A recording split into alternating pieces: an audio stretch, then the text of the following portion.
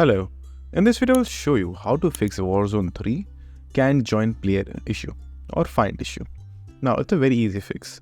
For doing that, first you will need to go to the player section right over here, which is your social section,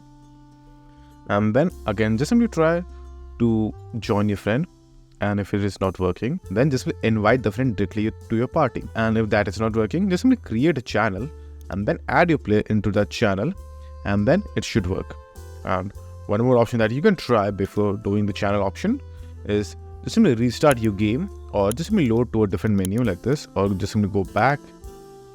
the main menu of Call of Duty, and once you're back in your main menu, again go back to the friends menu wherever your game may be, and then if it doesn't work just simply restart your game and make sure to tell your friend also to restart their game. Then once both of you have restarted your games, your issue should most probably be fixed. And if nothing else still works, just simply create the channel and make your friend join that channel, and then you can play together using the channel. So